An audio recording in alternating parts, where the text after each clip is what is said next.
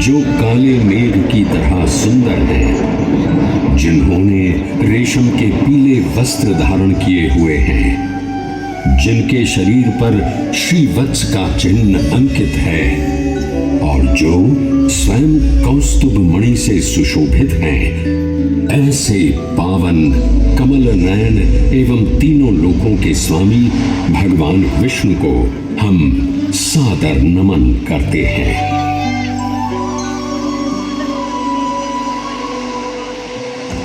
आस्था, दिव्यता, इतिहास एवं वास्तुकला का समन्वय हूं मैं। भगवान श्यामला जी को समर्पित पवित्र मंदिर हूं मैं।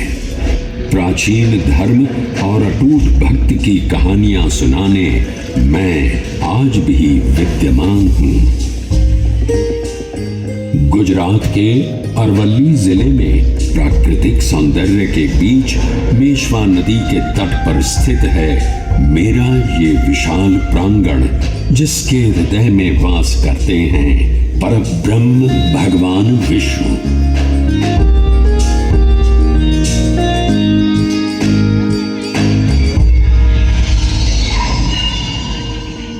इस पवित्र मंदिर में श्रद्धालुओं द्वारा पूजे जाने वाले साक्षी गोपाल या देव गदाधर विष्णु भगवान का एक श्याम स्वरूप है, जिनका एक आध्यात्मिक महत्व भी है।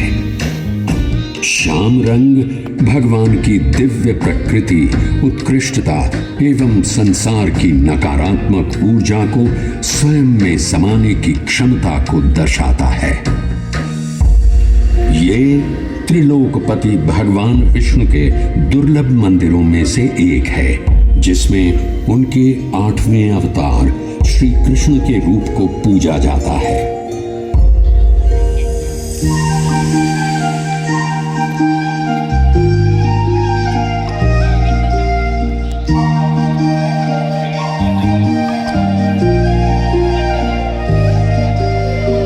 इस मंदिर में भगवान श्यामला जी या कहें श्री कृष्ण चरवाहे के रूप में दर्शाए गए हैं, जहां उनके साथ गौ माता की भी पूजा की जाती है।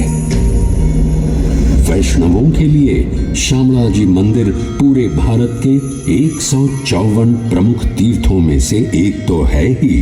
इसके अलावा गुजरात के 3 सर्वश्रेष्ठ मंदिरों में द्वारका और डाकोर के साथ श्यामला जी मंदिर का नाम भी लिया जाता है।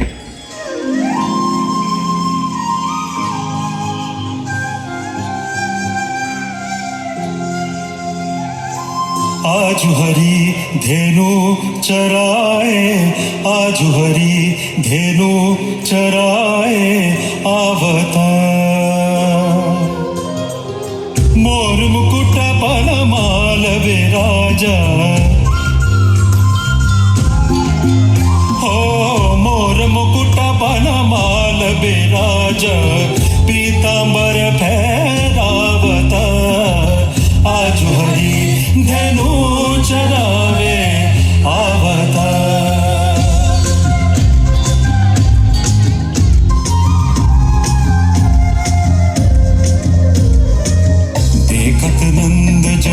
जसोदा रोहिणी हो देखत नंद जसोदा रोहिणी अरु देखत ब्रज लोग अरु देखत ब्रज लोग सुर श्याम गायन संग गाए मैया लीने रो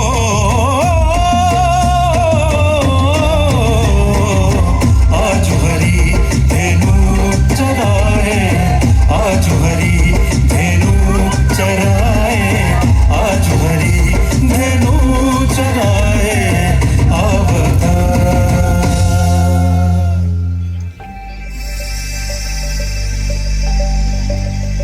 भक्ति भाव से पूर्ण इस मंदिर के निर्माण से जुड़ी अनेक किंवदंतियां एवं पौराणिक कथाएं हैं जो आज भी जनमानस में सुनने को मिलती हैं। उनमें से एक पौराणिक कथा पर ध्यान दें तो इस करम्बूज तीर्थ क्षेत्र को श्यामला जी के नाम से जाना जाता है। ऐसी मान्यता है कि पश्चाताप करने हेतु ब्रह्मा जी गुजरात में त्रिशुंग पर्वत के निकट पहुंचे और उन्हें ये स्थान पवित्र लगा। उन्होंने भगवान शिव का आह्वान कर लगभग 1000 वर्ष तक कठोर तपस्या की। उनकी तपस्या से प्रसन्न हो महादेव ने उन्हें दर्शन दिए और उनसे एक महायज्ञ करने का आग्रह किया। तत्पश्चात ब्रह्मा जी ने आदित्य प्रवर महायज्ञ करने का निर्णय लिया। महायज्ञ में विद्वान पंडितों आदि को आमंत्रित किया गया, जिन सबके हाथ धोते समय झील पानी से भर गई थी, जिसका पवित्र जल मनुष्य के पापों को नष्ट करने में सक्षम था। इसलिए देवताओं ने इस स्थान का नाम करम्बूज तीर्थ क्षेत्र रखा। ब्रह्मा जी की प्रार्थना से भगवान विष्णु प्रसन्न हुए और उनसे कहा, हे ब्रह्मदेव, मैं आपकी प्रार्थना से प्रसन्न हूं। आप अपनी इच्छा व्यक्त करें। मुझे बताएं कि आपको क्या वरदान चाहिए। हे स्वामी, हे सृष्टि के पालनहार, आप मुझे वरदान दें कि जो कोई मनुष्य श्रद्धापूर्ण आपकी पूजा अर्चना करेगा उसका कोई अहित न होगा एवं मोक्ष पाने हेतु जो कोई भी करम्बूज तीर्थ की यात्रा करेगा आप उन्हें अपने शान रूप के दर्शन देकर उनका उद्धार करेंगे। तथास्तु। हे ब्रह्मदेव, मैं सदैव के लिए करम्बूज तीर्थ में निवास करूंगा और जो कोई मनुष्य सच्चे श्रद्धा भाव से मेरी पूजा अर्चना करेगा मेरा आशीर्वाद उस पर सदैव ही रहेगा। मान्यता है कि तब से भगवान विष्णु अपनी लंबी गदा धारण किए हुए अपने श्याम रूप में इस तीर्थ में निवास करते हैं। इसलिए उन्हें गदाधर के रूप में भी पूजा जाता है। ऐसी ही एक और किंवदंती है जो इस मंदिर के निर्माण का ताना बाना बुनती है। माना जाता है कि देवताओं के वास्तुकार विश्वकर्मा ने एक ही रात में इस मंदिर का निर्माण किया, परंतु प्रातः होते ही वो इस मंदिर को अपने साथ ले जाने में असमर्थ थे, तो उन्होंने इस मंदिर को यहीं छोड़कर जाने का निर्णय लिया।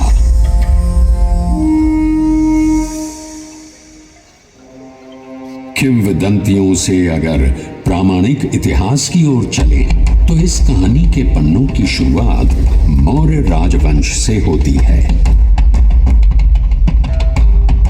इसके आगे चलें तो देवनी मोरी के पास पाए गए लेखों में कहा गया है कि ये क्षेत्र 4वीं शताब्दी के दौरान कथिक वंश के शासन के अधीन भी हो सकता है। देवनी मोरी के पास खुदाई के दौरान पाए गए प्रमाण इस ओर भी संकेत करते हैं कि यहाँ भगवान शिव की आराधना के साथ साथ बौद्ध धर्म के अनुयायियों का भी वास था।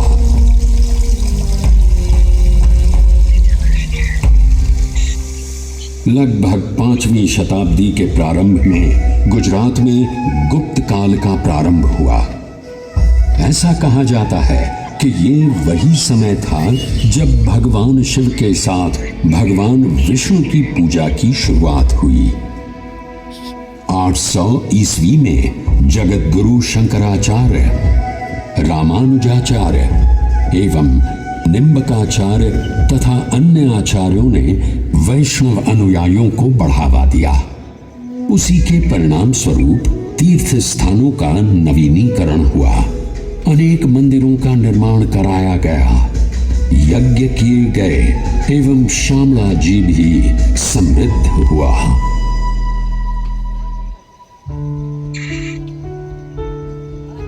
उन्हीं मंदिरों के निर्माण में मेश्वो नदी के तट पर हरिश्चंद्रनी चौरी मंदिर का विवरण भी मिलता है। 10वीं शताब्दी ईसा पूर्व में बने इस मंदिर की झलकियां आज भी देखने को मिलती हैं। इस मंदिर में एक आयताकार गर्भगृह के सामने एक बड़ा मंडप स्थापित है, जिसमें 2 समीपवर्ती दीर्घाएं हैं जो सभाओं या अनुष्ठानों के लिए स्थान सुझाती हैं।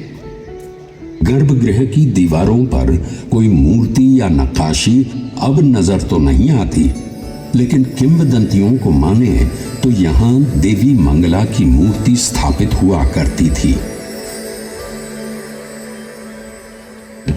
मंदिर का शिखर नागर शैली में निर्मित है। वर्तमान में मंदिर परिसर की दीवारें तो गिर चुकी हैं, लेकिन सजावटी प्रवेश द्वार यानी तोरण अब भी खड़ा दिखाई पड़ता है, जिसे गुजरात का सबसे पुराना तोरण माना जाता है। मान्यताओं के अनुसार राजा हरिश्चंद्र के विवाह स्थल के रूप में भी इस स्थान को जाना जाता है। हरिश्चंद्रनी चौरी नाम से प्रसिद्ध ये मंदिर प्राचीन भारतीय वास्तुकला के प्रमाण के रूप में सदियों से आज भी खड़ा है। समय बदला, दौर बदला। गुजरात में सोलंकी वंश के पतन के बाद एक बुरा दौर शुरू हुआ। तब धार्मिक कट्टरता के आधार पर विदेशी आक्रांताओं ने अनेक मंदिरों को नष्ट कर दिया।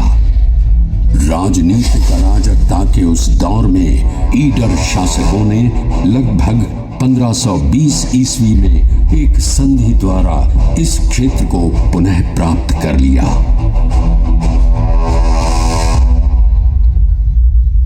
कुछ समय और बीता और लगभग 1565 ईस्वी में महाप्रभु वल्लभाचार्य जी ने भारतवर्ष में वैष्णववाद का प्रचार प्रसार किया और द्वारका, डाकोर, सिद्धपुर और श्यामला जी का दौरा किया एवं अनेक तीर्थ स्थानों का पुनरुद्धार करवाया। महाप्रभु वल्लभाचार्य जी एक महान भक्ति दार्शनिक थे और उन्हीं के प्रभाव से तत्कालीन शासकों ने सनातन धर्म के प्रति उदारता दिखाई थी।